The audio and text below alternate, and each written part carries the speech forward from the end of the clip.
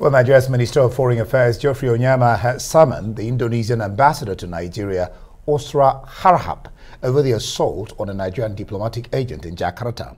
The diplomat, identified as Ibrahim, was reportedly accosted by the Indonesian police when he went to a supermarket. The video shows the man shouting, "I can't breathe," as he was being held down in a vehicle by several men. The federal government has written a protest letter to the Indonesian government over the assault. Geoffrey Onyema says the incident is against international law and the Vienna Conventions governing diplomatic and consular relations. All right, joining us now is the Director of Consular and Legal Department at the Ministry of Foreign Affairs, Ambassador Bolaji Akinremi. Good to have you, Ambassador.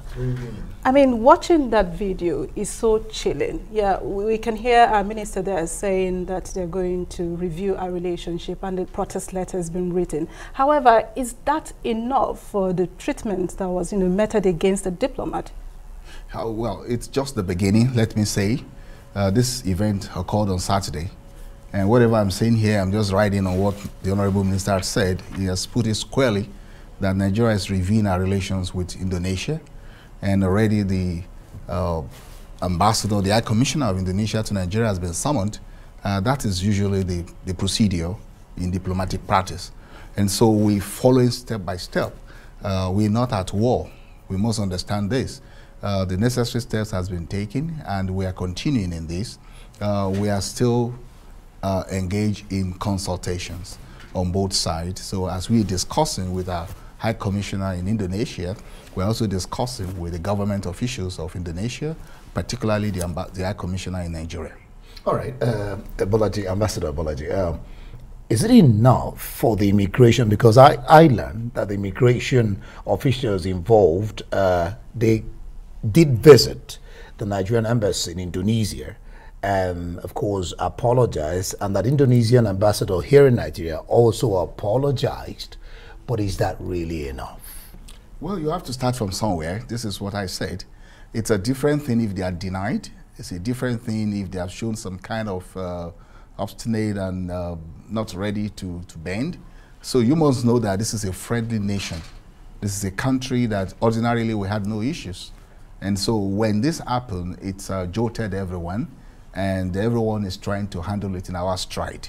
And so we must also understand with them that they are doing everything possible, but we must ensure that we get justice. I mean, I won't take it away from you, Ambassador, when you say it's a friendly nation. Yes. However, I mean, thankfully we had that video evidence. If there was no video evidence, what would have happened? And what does that say about other Nigerians who might be in that country? How safe are they really?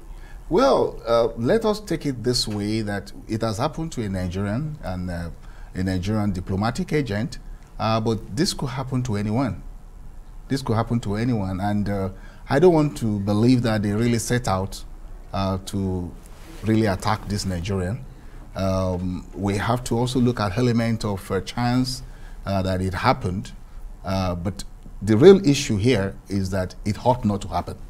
Yeah, that's because what this is not civilized at all. Not particularly after the George Floyd incident. So yeah. you can hear it looked like it. While the other gentleman used his knee, they use their palm, and the same force being asserted. It's barbaric. Very. And okay, this just came up while you were talking about that. I was discussing with a colleague of mine just before I got on air, and we're talking, and he just said something like this. I didn't know this. When I read, something on TV said official quarters. And I was, official quarters? And he said, this just means that Indonesia doesn't care about Nigeria. They're not bothered, no fear, no respect. What do you think?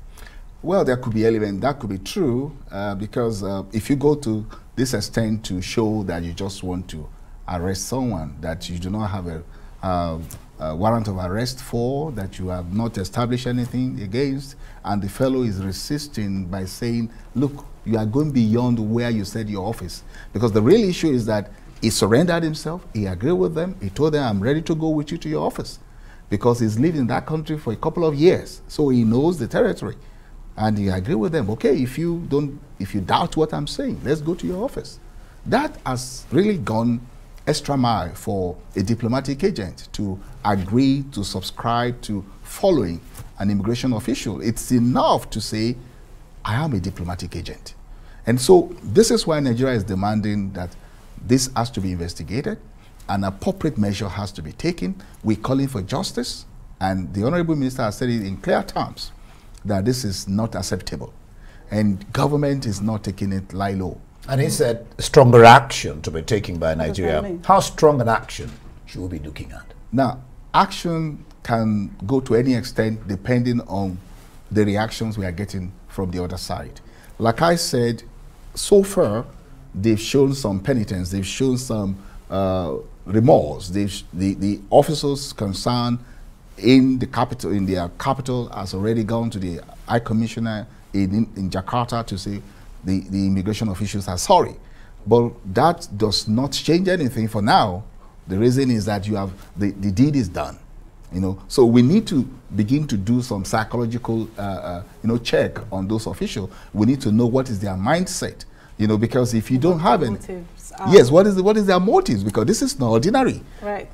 Thank you so very much, Ambassador Bolaji Akinremi, for your time, for your thoughts there.